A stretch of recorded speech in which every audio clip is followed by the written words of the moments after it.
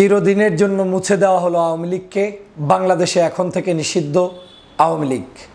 ফেসিবাদী এই আওয়ামী লীগের নাম এখন আর কেউ মুখেও উচ্চারণ করবে না রাজপথে এই দলটিকে নিয়ে কোনো মিছিল কিংবা মিটিং, পারবে না কোনো আন্দোলন কিংবা সংগ্রাম করতে। আপনারা জানেন বাংলাদেশের ফেসিবাদের দোসর শেখ হাসিনা গত জুলাই আন্দোলনের পরে আগস্টের 5 তারিখে দেশ থেকে পালিয়ে গিয়েছেন এবং তখনই মূলত আওয়ামী লীগ নিষিদ্ধ হয়ে গিয়েছে। কারণ শেখ হাসিনা নিজেই আওয়ামী লীগের কোনো নেতাকর্মীর কাছে কোনো বার্তা দিয়ে যেতে পারেননি।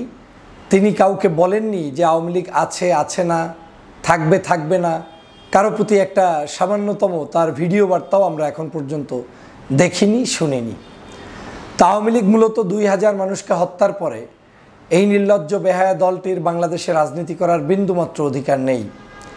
প্রায় জুলাই বিপ্লবের সময় 50,000-এর মতো মানুষকে তারা পঙ্গু করেছে, হাত কেটেছে, চক্ষু নষ্ট করে দিয়েছে, তার দেহের বিভিন্ন অঙ্গ প্রত্যঙ্গগুলোকে শেষ করে দিয়েছে। কিন্তু 9 মাস পর্যন্ত আমরা যাদেরকে সরকারে বসিয়েছিলাম, সেই সরকারে যারা বসেছেন তারা বসার পরে সব ভুলে গিয়েছিলেন।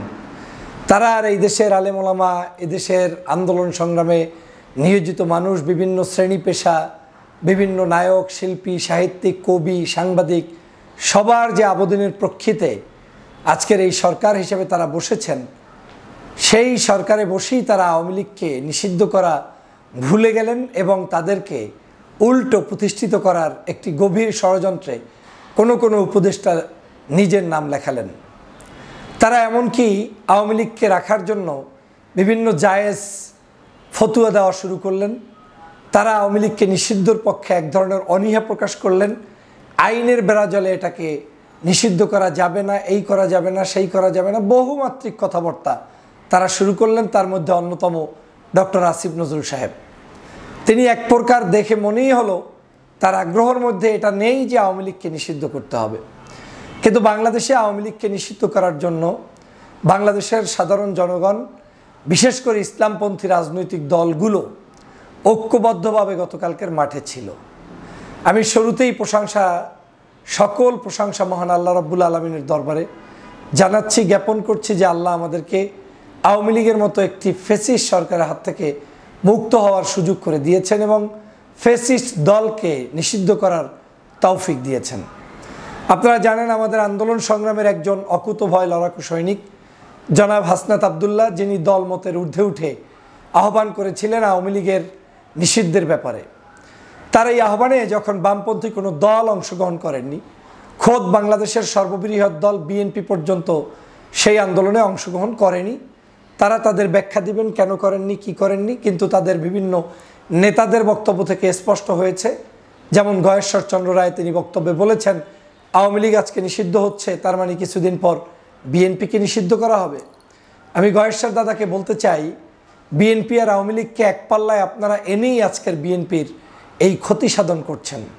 আওয়ামী লীগ একটি খুনি লুটেরা। বিএনপি কখনো এরকম 2000 মানুষকে খুন করা, হেলিকপ্টার থেকে গুলি করা, বর্ষণ করা, এটা করার দল নয়। যদি করে তাহলে তাদেরকেও নিষিদ্ধ করতে হবে। যদি ভবিষ্যতে এই অপকর্ম করে তাকে নিষিদ্ধ করতে হবে। এটা নিয়ে তো আর আইনের কিছু নেই। কিন্তু বিএনপি কি এটা বিশ্বাস করে যে কখনো এই ধরনের সন্ত্রাসী কাজ করে? শহীদ জিয়া করেছে, খালেদা জিয়া করেছে, তারেক রহমান চায় না। তো যাই হোক, তারা আসে নাই। কিন্তু বাংলাদেশের এই দলটাকে নিষিদ্ধের ব্যাপারে মাঠে শুরু থেকে ছিল বাংলাদেশের সর্ববৃহৎ কয়েকটি ইসলামিক রাজনৈতিক দল।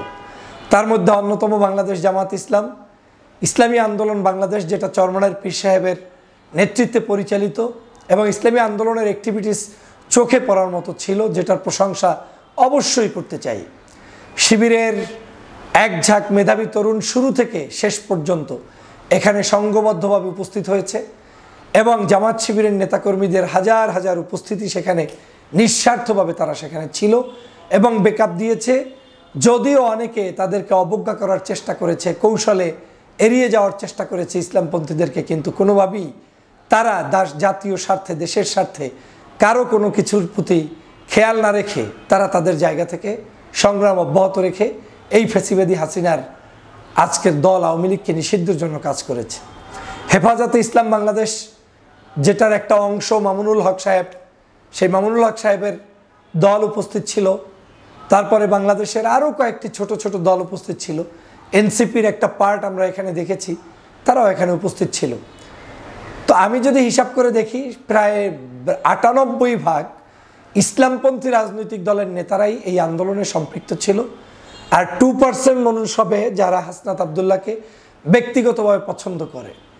তার মানে সেই আপনার প্রধানমন্ত্রীর যে যমুনা ভবন, মানে প্রধান উপদেষ্টার যেখানে এখন তিনি থাকেন, সেই যমুনার সামনে থেকে রাত থেকে শুরু করে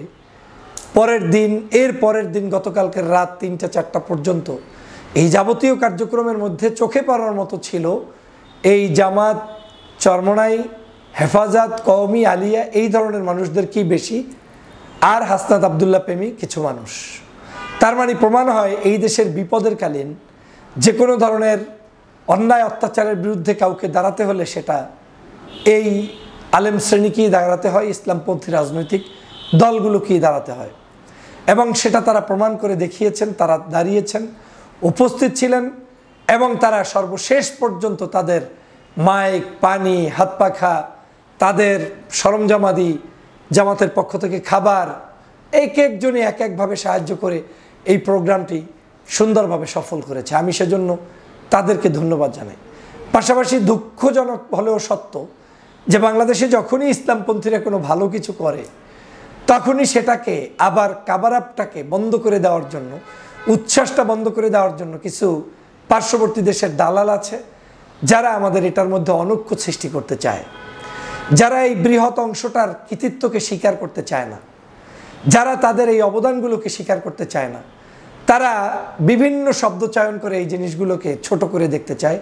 বিশেষ করে আলেমদের কাছ থেকে কাজ উদ্ধার হওয়ার পরে তাদেরকে স্মরণে রাখে না।